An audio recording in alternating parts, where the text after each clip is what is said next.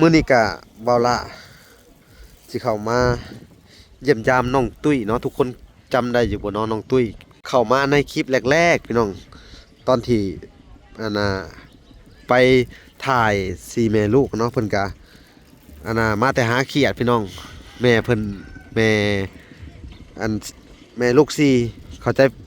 ว่าเป็นลูกเพิ่นพี่น้องแท้บ่แม่นเนาะเป็นลูกของเอื้อยเพิ่นพี่น้องทั้งมาละก็สิเข้าไปติดตามเบิ่งครอบครัวนี่พี่น้องเอ้ยอ๋อมอมแมมหมดเลยเนาะสวัสดีน้องตุ้ยนี่เนาะน้องตุ้ยแรกๆทุกคนเคยจำได้เนาะที่ว่าอันนี้ลูกเจ้าเบิดบ่นี่ฮะเอสวัสดีอันน่ะจะเป็นพ่อเนาะโดยเอาสบายดีเบิดทุกคนบัดนี้สบายดีลูกอืมมีลูก4คนเนาะน้องตุ้ยล่ะเป็นเอ้ยกกเป็นลูกกกเจ้าเนาะเพิ่นไปหาเขียดมื้อนั้นเนาะอืมเจ้าล่ะอันน่ะเป็นพี่น้องเดียวกันบ่กับอันแม่อันชาวลีนั่นเป็นเอื้อยบ่คือว่าอืมนี่พี่น้องเงินซานเนาะน้องเอ้ยเอาขอถามหน่อยบางช่วงหน้าฝนกินนี่ฝนตกมันบ่ได้หัวบ่เฮือนทุกเจ้านี่ตัวฮะตัวเอาแล้วพากันไปนอนใส่เนาะนอนนี่แหละ ฮะนอนนี่มันหัวตรงกลางอะนะพี่น้องหัวเนาะนอนบนพากันนอนตากฝนอยู่บ่บนไตทิมันก็ไปง่ายเอง มันเปียกเบิดบ่ฝนตกแห้งนี่เปียกเนาะแล้วซุเจ้าบ่หนาวบ่ถามแน่ก็หนาวละลูกได้แต่ลูกบ่ให้อยู่ย่ออยู่บ่ฝนตกฮะลูกซุเจ้านี่บ่ให้บ่มันหนาวมันให้เนาะหนาวเนาะ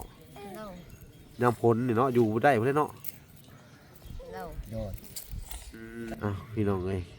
จักสิว่าจังได๋ครอบครัวนี่ก็ได้เนาะก็เป็นอีกครอบครัวหนึงพี่น้องเอ้ยเนาะสู่ชีวิตอยู่เพิ่นว่าหาอยู่หากินแต่ละมื้อก็พอแต่ได้อันน่ะกินเนาะกินแล้วก็หาใหม่เนาะกินมันเบิดเนาะเบิดแล้วก็ไปหาใหม่เนาะพี่น้องเอ้ยชีวิตซุเพิ่นนี่เบิ่งแล้วก็ลำบากพี่น้องเอ้ยเบิ่งคักแล้วนี่สภาพเฮือนซ่านเนาะเปียกเนาะมันทะลุปูโป่งหมดเลยเนาะบ่ได้ลบเนาะเฮือนนี่บ่ได้ลบหลังคาบ่เรือลบแล้วมันปลิวไปมันปลิวไปเนาะพากันนอนอยู่ใช้นอนอยู่นี่ส่วนหลายเนาะนอนในห้องนี่นอนกันเบิดทุกคนน่ะบ่นี่เบิดทุกคนนั่นนี่เนาะนี่พี่น้องไอ้หมอนนอนเพิ่นก็ได้เนาะขออนุญาตอันน่ะเปิดให้เบิ่งแหน่ข้างในหะเป็นอะไรเปิดขึ้นนี่ดูหะโอ้แบบซี่เนาะบ่นอนเนาะมีทุ่งยางเอาไหนพี่น้องเอ้ยพุ่นพานี่ลมแห้งๆตอนลมหนาวๆฮะบ่เย็นจะจ่อยหัวเย็นบ่ทั้งเราขออนุญาตเลาะเบิ่งหอมๆเพื่อนเด้อพี่น้องเอ้ยโอ้ยลำบากใจอยู่ได้นี่พี่น้องเอ้ยธรรมดาก็บ่ฮู้สิซอยเพิ่นได้จังไดอันนี้เนาะเบิ่งนำกันหั่นล่ะพี่น้องเอ้ยนี่สภาพเพื่อน โอ้ยเนาะอย่าให้บาปอย่าให้เวรพี่น้องเอ้ยบ่แม่นหัวเราะเพิ่นได้นี่พี่น้องเอ้ยเป็นใบตองอันนี้เป็นใบยังเฮามาแอมมันนี่เฮ็ดได้จากปีแหละนี่ฮะปลายปีนี่แหละ10 ปีปลายปีแหละเนาะอยู่กันแต่เฮาพออะไรนี่ให้ตั้งที่นี้เลยแต่พออะไรนี้แล้วก็มาตั้งตรงนี้เลยเนาะอัน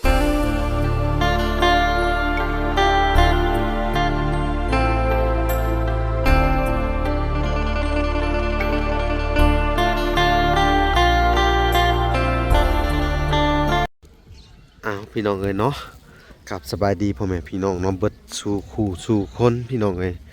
กันยินดีเข้าสู่2 YouTube เป่าลาสายบุญคุณธรรมคือเก่าพี่น้องเอ้ยเนาะเช่นเก่าเช่นเคยพี่น้องเอ้ยเนาะทักทายสบายดี FC ทางฝั่งไทยและ FC ทางฝั่งลาวและ FC ทางต่างประเทศนำเด้อพี่น้องเอ้ยเนาะมื้อนี้ก็เบาละสิเข้ามาเยี่ยมยามน้องตุ้ยเนาะทุกคน จำได้อยู่บ่เน้องน้องตุ้ยเข้ามาในคลิปแรกๆพี่น้องตอนที่อันน่ะไปถ่าย4แม่ลูกเนาะเพิ่นก็อันน่ะมาแต่หาเขียดพี่น้องแม่เพิ่นแม่อันแม่ลูก4เข้าใจว่าเป็นลูกเพิ่นพี่น้องแท้บ่แม่นเนาะเป็นลูกของเอื้อยเพิ่นพี่น้องทั้งมาละก็สิเข้าไปติดตามเบิ่งครอบครัวนี่พี่น้องเอ้ยรู้สึกว่าเพิ่นก็สิลำบากคือกันพี่น้องเอ้ยทางในบ้านก็ว่าโอ้ยจักเฮ็ดจังไดเพิ่นว่าครอบครัวนี่ก็ลำบากคือสิเป็นเอื้อยเพิ่นนั่นแหละพี่น้องเอ้ยนี่เพื่อนนี่เนาะพี่น้องเอ้ยนี่ก็นั่งในน้องตุ้ยโอ้สบายดีในบ้าน โดยจ้าสบาย อันนี้เว่าเฮือนเพิ่นเนาะ แม่น โดย ดังนี่แหละ อืมมีทั้งพ่อมีทั้งแม่มีทั้งลูกวันเนาะปะเข้าไปอันน่ะพูดคุยนำกันอ๋อหมอมแมมหมดเลยเนาะสวัสดีน้องตุ้ยเออนี่เนาะน้องตุ้ยแรกๆทุกคนเคยจำได้เนาะที่ว่า อันนี้ลูกเจ้าเบิดบ่นี่ฮะเออสวัสดีอันน่ะจะเป็นพ่อเนาะโดย อาติเยอะ โดยเอาสบายดีเบ่สุกคนบัดนี่สบายดีลูกอืมมีลูก4คนเนาะน้องตุ้ยล่ะเป็นเอ้ยกกเป็นลูกกกเจ้าเนาะเพิ่นไปหาเขียดมื้อนั้นเนาะอืมเจ้าล่ะอันน่ะเป็นพี่น้องเดียวกันบ่กับอันแม่อันชาวลีนั่น đâu เป็นเอื้อยบ่คือว่า mình ớt thôi อืมนี่พี่น้องเงินซานเนาะนั่งในขี้ดินมื้อนี้ก็เข้ามาเยี่ยมมายามเด้อ đâu ตามว่าสิมาเบิ่งอันน่ะน้องตุ้ยนี่แหละบอกกันไว้เนาะเอ้ามอบอันน่ะอันนี้ให้เด้อมีของฝากมาให้ปิ้งไก่เด้อสองปิ้งพากันกินข้าวกินน้ำหรือบ่นี่ bó và thành kim บ่ทันได้กินข้าวเช้าได้ đâu อืมกับบ่ทันกินกับมีหมักแตงกับอันนี้เด้อตำกินกับปิ้ง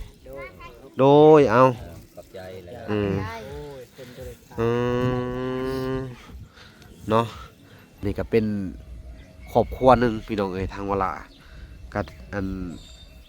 ได้ไปพบพ่อน้องเพิ่นอันน่ะคือน้องตุ้ยเนาะตั้งแต่มื้ออันไปหาอันเขียดบ่มื้อที่ทางอันในบ้านเนาะ โดย สบายดีอีกครั้งหนึ่งในบ้าน เจ้าสบายดี ตั้งแต่มื้ออันน่ะน้องตุ้ยมื้อน่ะหามาเข้ากล้องเนาะเฮาได้มื้อเนาะ โดย เพิ่นบ่ชาวลีน่ะเพิ่นบ่เป็นภาษาลาวเนาะ เพิ่นเลยว่าคอยถามว่าผู้นี้เป็นไผลูกคอยเพิ่นว่าห้วยเฮาก็ว่าลูกเพิ่นได้คนนี่เนาะ เป็นล้าน ที่จริงเป็นหลานเนาะเป็นพี่น้องเดียวกันเด้อกับสาวลีหั่นเนาะ đôi เออเจ้าเป็นเอื้อยบ่ khỏi ơi เจ้าน่ะเอื้อยชื่อจังได๋เจ้าน่ะ sư mi ฮะ sư mí ชื่อมีเป็นตาสิมีขนาดเนาะพี่น้องเนาะชื่อมีเนาะ นี่แต่บุก แต่บ่มีแต่บ่มีหยังเนาะ đôi พี่น้องเอ้ยครอบครัวเงินซานอันนี้พามาป้อทั้งเทิงกับลูกกงปงอยู่เนาะป๊อดเถอะเป็นตาสงสารอะไรพี่น้องเอ้ยเนาะโอ้ยทางสาวมีเพิ่นเนาะแล้วก็ทางอ้ายเด้อัน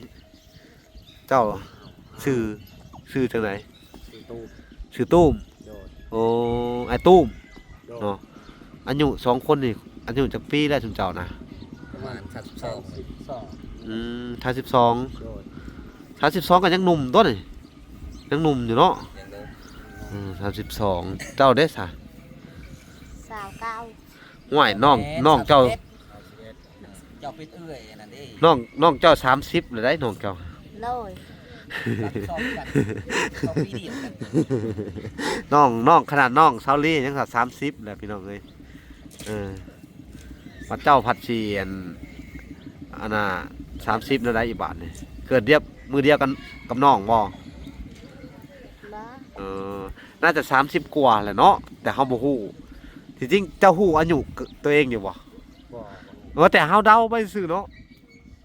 จักเดาเอาเนาะพุ่นพี่น้องเอ้ยทางซาวลี่เพิ่นเห็นหยังน่ะมาเอามาขามบ่พุ่นเพิ่นเห็นหยังน่ะพุ่นมาเอาพื้นบ่ฮะทางซาวลี่เพิ่นพี่น้องเอ้ยเอ้าอันน่ะชีวิตของเฮานี่เป็นจังไดเล่าให้ฟังดูการเป็นอยู่ของจุ๊เจ้านี่ thục nhá เป็นไงนี่แหละ อืม tao kim cam บ่ได้ อืม ไปหาก็บ่ได้ คืนเงินก็บ่ได้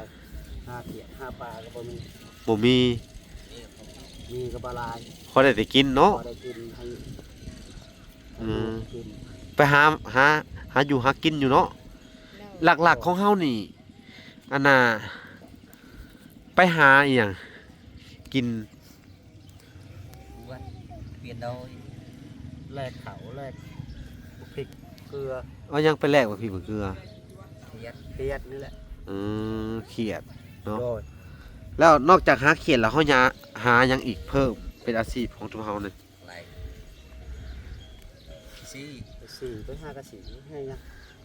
หาขี้ซี่ไปขายโลเท่าใดน่ะ โลสาว25เพื่อ โดย โลหนึ่ง2 โล โดย ได้หลาย อ่าฮะ ดีซี เนาะ บ่พริกซื้อเกลือ มันก็พอสิได้เนาะหาอยู่หากินหาแบบว่าเขามันได้หลายนี่เขาหามาซื้อหยังซื้อข้าวซื้อหยังนี่บ่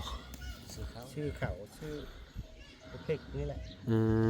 กัดถูกยากคือกันกับสาวลีเนาะ โดย แม่ ลำบากคือกันเป็นเอื้อยเนาะ โดย ทางเจ้าก็ได้เนาะลำบากบ่น้องตุ้ยเนาะโดยพากันกินข้าวเลยเนาะกินข้าวเช้านี่พากันกินแล้วบ่นี่ ไปยัง เขาพอดีเฮาได้ซื้อปิ้งไก่ให้เพิ่นแล้วพี่น้องเอ้ยกับหมักแตงเด้อพากันตำกินสู่ลูกกินเด้อ เออ เอออันนั้นคือของเจ้านี่กะอันน่ะถูกย่างมาตั้งแต่พ่อแต่แม่บ่เจ้า โดย เออเป็นจังได สาเหตุ อันใช่เหตุแต่ว่าอยู่น้ำตะกี้เจ้าอยู่น้ำพ่อบ่หรือใด อยู่น้ำพ่อเลยแหละแล้วอยู่หาเงินหาอะไรก็บ่ได้พ่อบ่คุมขึ้นไรนี่ ๆฮะ พออะไรนี่พออะไรนี่ พ่ออะไรนี้ โดย แบบได้หาอยู่หากินบ่กุ้มกิน เออ แล้วเพิ่นละให้หนี้บ่หรือไล่ ไรนี่ ไล่โลดบ่ ไรโดย ยันว่าเพิ่นว่าอุ้ยให้ออกไปอยู่เฮือนต่างบ่อย่างซั่นซี่ประมาณนี้ไล่หนี้โลด เอ้า ไล่หนี้ตอนที่เดี๋ยวจะไปอยู่ไสสะบัดนี้ อยู่อยู่นี่แหละ มาปลูกกระต๊อบอยู่เลยเนาะ โดย โดย แล้วมาเห็นเฮือนตัวนี้อยู่แม่นบ่ โดย พี่น้องเอ้ยเรื่องราวชีวิตเพิ่นนี่กะทางไอ้มิทางอันยังอ้ายหยังเนาะไอ้ตู้ม โดย แล้วก็ทางเอ้ยมีเนาะ โดย ชีวิตบ่แตกต่างกับสาวลีเนาะอันนี้ก็ได้ทุกข์ยากแฮงอะไรเพิ่นว่าข้าวกินนี่ให้หน้าตะกร้าเฮานี่เฮาได้เฮ็ดอยู่บ่ฮอ บ่ ไปตะเบิด บ่ได้เฮ็ด อื บ่มี บ่มีให้มีหน้าเฮ็ดสิบ่ ตะเบิดไปบ่มีมีหน้าเฮ็ด อืม มีเลยฮอดยามเฮ็ดหนาวรถมีแต่คอในหมูในปลานี่แหละ นำ ปลาเชือกของที่ดวง ขอนะขอน้ำลูกน้ำป้า โดย ขอยืมเขานี่บ่ โดย ยืมรถไถเขาบ่หรืออะไร ไปยืมมานะไปนะเคยไปปะตะลึกยาว เออ เฮ็ดน้ำมูน้ำมูเฮ็ดน้ำมู โอ้ไปขอเห็ดน้ำลูกน้ำป้านี่ โดย เออได้หลายบ่แต่ละปีนะพอได้กุ้มกินอยู่บ่เรือหรือว่าบ่กุ้มเลย มากุ๊กกิน เออหลังจากที่บ่กุ้มกินแล้วเฮาอันไปเฮ็ดจังไดต่อบัด ฮะ ไปแล้วน้อยไปประแสดึงตรงวีไปคอในหมูในป่าเนี่ย ฮะ ไปคอในหมูในป่านี่แหละ ไปขอในดงในป่า บ่แม่ ดงในป่าเนื้อไอ้ปลาอ่อนเนี่ยดง ใน ป่า หมูในหมู เกลือแช่ น้ำป่าน้ำลูกน้ำป่าน้ำลูก โอ้ โดด บ่เข้าใจพี่น้องเอ้ย โดด ไปขอน้ำป้าน้ำลุงเนาะ โดด โดย เอาพี่น้องเอ้ยเฮางงเลยไปขอน้ำหมูน้ำป่า วันยักษ์ลาว ไปขอน้ำป่าน้ำลุงว่าสิเนาะอืมและกุ้ม ก็ให้ลายผู้ใจให้ก็ให้น้อย เอออันนี้เว้าลาวบ่เป็นเนาะหรือใดๆแต่ละคนนี่ก็ได้ เป็น เข้าไป ไปใส่ เจ้ากับเว้าเป็นอยู่บ่นี่ เป็นบ่ฮู้ดอก เป็นน้อยหนึง หน่อยหนึ่ง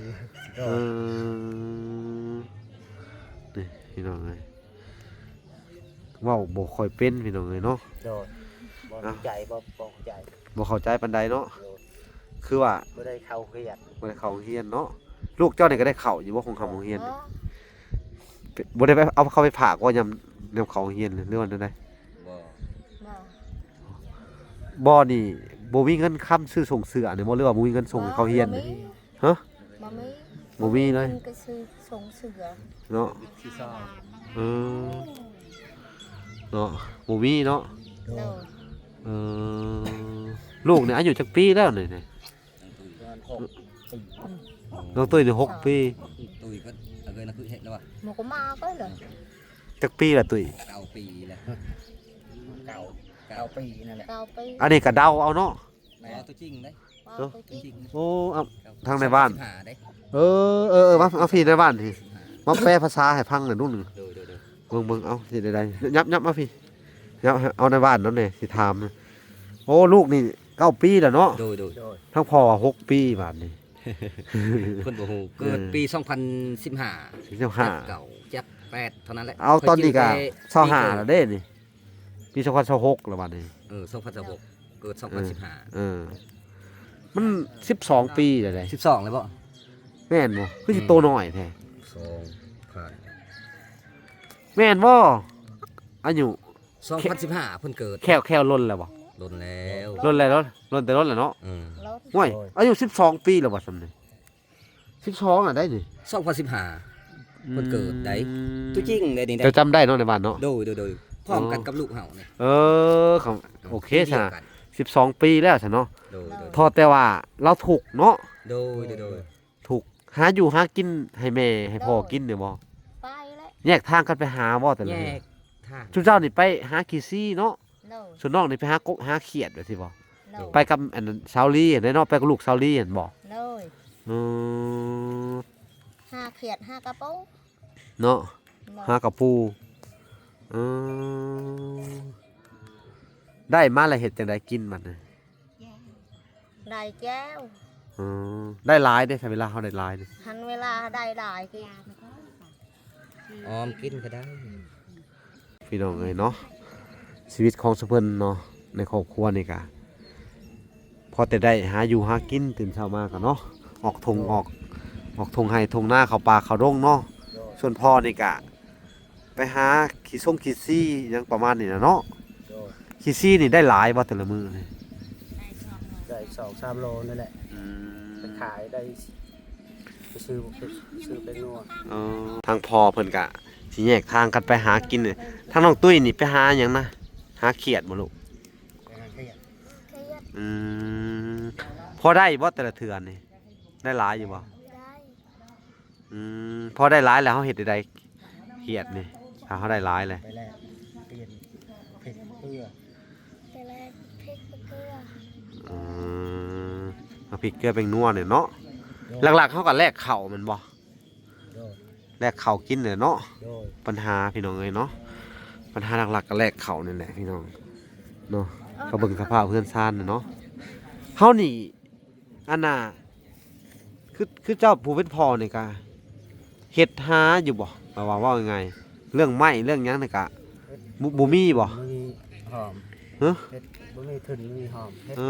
อ เท่านั้นแหละ บ่มีทุนมีฮอนเนาะ โดย สภาพเพื่อนซ่านกันเลยเนาะมีทุนมีฮอนพอตื่นเช้ามาก็ต้องไปหาอยู่หากินสิบ่ โดย บ่มีเวลาเฮ็ดเนาะ โดย ส่วนไม้ส่วนตอกนี่ก็บ่มีบ่ขอนำเขาเอามาเฮ็ดเสาเฮ็ดอันนี้ บ่มี บ่มีเนาะ โดย ซื้อเอาได้เนาะ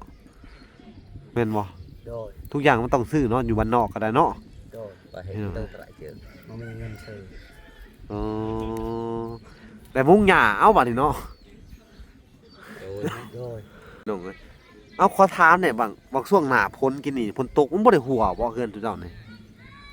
ตัว ฮะ ตัว เอาแล้วพากันไปนอนใส่เนาะ นอน นอน นี่ อ แหละ ยู่นี่แหละ ฮะ นอนอยู่นี่ นอนนี่นี่ โดย โดย มันหัวตรงกลางอะนะ ก็ พี่น้อง หัวละ หัวเนาะ โดย โดย นอนบ่พากันนอนตากฝนอยู่บ่ bọn tay thị chúng ta Hả? phải ngại ít บ่เปียกเบิดบ่ฝนตกแห้งนี่ มันเปียก เปียกอยู่ เนาะเออแล้วซุเจ้าบ่หนาวบ่ถามแหน่ ก็หนาวละ ลูกได้แต่ลูกบ่ให้อยู่หยออยู่บ่ฝนตกนี่ฮะลูกซุเจ้านี่บ่ให้บ่มันหนาว มันหาย ให้เนาะ โดย หนาวเนาะ โดย ยามฝนนี่เนาะอยู่บ่ได้พุ่นเนาะ โดย โดย บ่ได้คอนไปอยู่เฮือนคนบ่เวลาฝนตกแห้งๆทางลมทางหยังนี่บ่ได้ไปอยู่เฮือนชาวบ้านเขาบ่หรือได นะ อยู่ในเฮือนเจ้าของอะเนาะ เอาโดย อืมอ้าวพี่น้องเอ้ยจักสิว่าจังได๋ครอบครัวนี่ก็ได้เนาะก็เป็นอีกครอบครัวหนึงพี่น้องเอ้ยเนาะสู่ชีวิตอยู่เพิ่นว่าหาอยู่หากินแต่ละมื้อก็พอแต่ได้อันน่ะกินเนาะ โดย กินแล้วก็หาใหม่เนาะ โดย กินมันเบิดเนาะเบิดแล้วก็ไปหาใหม่เนาะพี่น้องเอ้ยชีวิตซุเพิ่นนี่เบิ่งแล้วก็ลำบากพี่น้องเอ้ยเบิ่งคักแล้วนี่สภาพเรือนซ่านเนาะไปขออนุญาตพากันขึ้นไปเบิ่งเฮือนไปสิขึ้นไปติดตามเบิ่งเฮือนไปเฮือนเจ้ามาขึ้นไว้เบิดนี่ก็ได้ขึ้นไว้หลายคนบ่ฮักบ่ในเฮือนนี่ บ่ บ่ฮักเนาะอืมนี่พี่น้องเอ้ยเฮือนชานพุ่นไปน้องตุ้ยขึ้นไปเออ ได้เสามีแรกได้แรกบ่มีเสา นี่พี่น้อง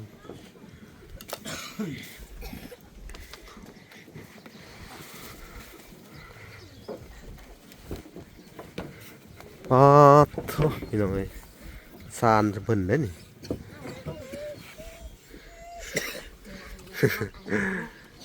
นี่เนาะฝนตก แสดงว่าอันน่ะฝนตกเปียกเบิดเนาะ โดย นี่พี่น้องเอ้ยมันก็สิเปียกกันเนาะมันทะลุปูโป่งหมดเลยเนาะบ่ได้ลบเนาะเฮือนนี่บ่ได้ลบหลังคาบ่เรือลบแล้วมันปลิวไป มันปิว มันปลิวไปเนาะ โดย พากันนอนอยู่ใช้นอนอยู่นี่ส่วนหลายเนาะ โดย นอนในห้องนี่ โดย นอนกันเบิดทุกคนน่ะบ่นี่ หมดทุกคนนั่นแหละ เบิดทุกคนนั่นนี่เนาะ โดย นี่พี่น้องเอ้ยหมดนอนเพิ่นก็ได้เนาะขออนุญาตอันน่ะเปิดให้เบิ่งแหน่ข้างในหะเป็นอะไร โดย เปิดขึ้นนี่ดูหะโอ้บัดซี่เนาะบ่นอนเนาะ โดย มีทุ่งยางเอาไหนพี่น้องเอ้ยพุ่นพานี่ลมแห้งๆตอนลมหนาวๆหะบ่เย็นจะจ่อยหัวเย็นบ่ โดย ทั้งหนาวทั้งเย็นเลยเนาะ โด โด ย ย แล้วเฮานอนกันเลยนอนกอดกันปุ่มเลยเนาะ โดย นะ เออเนาะพี่น้องเอ้ยสู้ๆเด้อ โดย เออลูกชายหนึ่งเนาะ โดย โดย ลูกสาว3 คนเนาะ โดย ลูกนี่ชื่อจังได๋น้องน่ะน้องตุ้ย ซื้อปุ้ย ตุ้ยปุ้ย โด โด ย ย เอาแหละพี่น้องเอ้ยคือว่าสื่อคือกันนั่นน้องตุ้ยอยู่ทางอันบ้านอันนับประสูที่วลาสวยเนาะเอื้อยกกเพิ่นหันน้องตุ้ยอายุ13 ปีเนาะ โดย แล้วก็ต่อมากับน้องปุ้ยนี่ซ้ำ โดย น้องปุ้ยเลยอันนี้ซะ ในสาวเล่ ฮะ สาวเล่ สาวเล่ โดย เล่ชื่อเล่บ่ลูก โดย ชื่อเล่เนาะ โดย เล่ลิลลี่ เล่ เล่ชื่อเล่ โดย เล่เล่ นางเล็ก นางเล่ โดย นางเล่พี่น้องเอ้ยอันนั้นได้สาเท้าจังน่ะ หายลุย ทะลุย โดยโดย ทาลุยพี่น้องเอ้ยเนาะบ่ได้เข้าห้องหำห้องเฮียนเนาะ โดย โดย บ่มีโอกาสได้เฮียนพี่น้องเอ้ยเนาะทั้งพ่อทั้งแม่กับคุณพ่อพี่น้องเอ้ยก็จะเฮ็ดจังไดเนาะน่าสงสารเนาะ โด โด ย ย สู้ๆเด้อ โดย เป็นกำลังใจให้เนาะ โดย ก็เป็นครอบครัวหนึงเอาขออนุญาตเลาะเบิ่งหอมๆเพื่อนเด้อ โดย พี่น้องเอ้ยโอ้ยลำบากใจอยู่ได้นี่พี่น้องเอ้ยธรรมดาเขาพูดสิซอยเพิ่นได้จากใดอันนี้เนาะเบิ่งน้ำกันหั่นล่ะพี่น้องเอ้ยนี่สภาพเพื่อน โอ้ยเนาะอย่าให้บาปอย่าให้เวรพี่น้องเอ้ยบ่แม่นหัวเราะเพิ่นได้อนี่พี่น้องเอ้ยเป็นใบตอง อันนี้เป็นใบหยังเฮามาแอมมันนี่เฮ็ดได้จากปีแหละนี่ฮะ ปลายปีนี่แหละ 10 ปีปลายปีแหละเนาะ โดย อยู่กัน โดยเฮาพออะไรนี่ก็ให้ตั้งที่นี่เลย แต่พอไรนี้ ก็ได้อ่ะ แต่พอไรนี้เนี่ยก็มาตั้งตรงนี้เลยเนาะ โดยพอ อ๋ จะสำเร็จแล้ว อันน่ะติบเข่าอีกอย่างนะฮะอันน่ะติบเข่านะฮะติบเข่าเขาไปจับกินนี่เพิ่นบ่ให้บ่อันน่ะ ฮีดทุกเจ้าบ่ แม่นฮิตคอง โอ้ยอย่าให้ตื่นให้ท่วงนะเนาะ โดย พี่น้องเอ้ยไปจับอนาเพิ่นฮีดคลองเพิ่น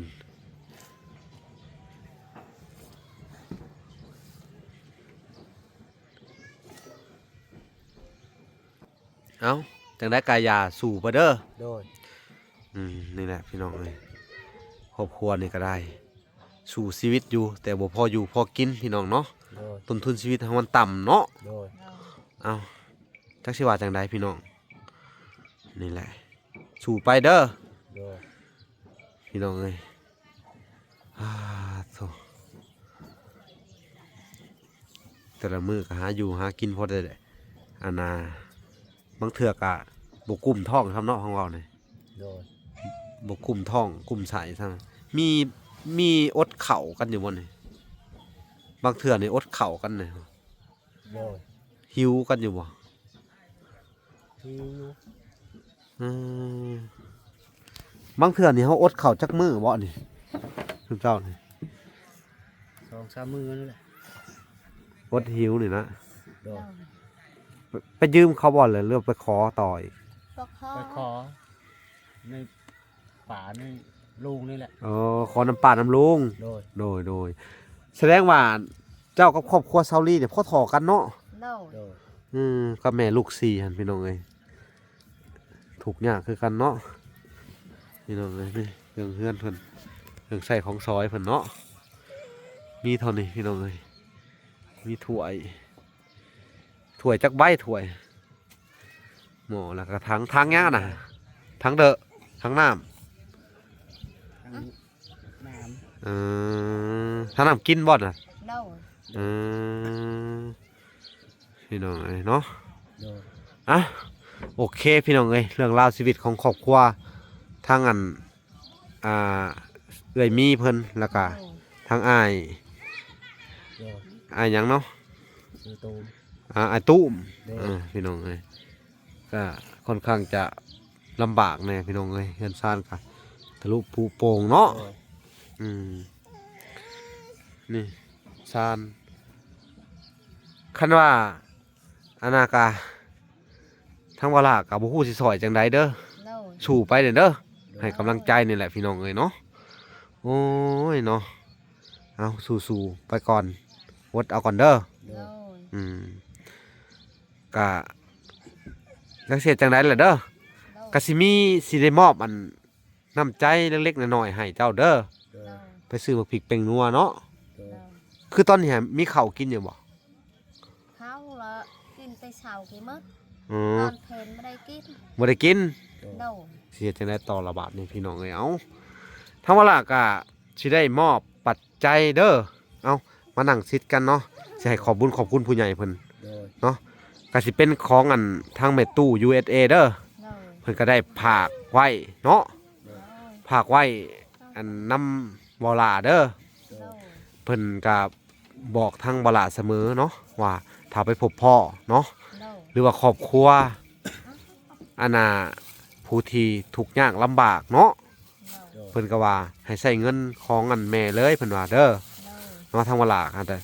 สิได้ใช้เงินของทางแม่ตู้ที่ว่าเพิ่นผากไว้นำบ่ลาแม่ตู้นี่คือผู้ที่อันน่ะเป็นเทวดาองค์หนึ่งเด้อที่ว่ามาโปรดภัยหรือว่ามาช่วยเหลือครอบครัวคนที่อันทุกข์ยากเนาะ โดย ลำบากเด้อครอบครัวที่อาภัพคือจุนเจ้านี่แหละเนาะ โดย หาอยู่หากินกับบ่ขึ้นบ่เกินจักเสียจังไดเนาะ โดย หูหังบ่มีหาอยู่แม่นบ่ ไปหาอยู่ลบบ่ได้หลาย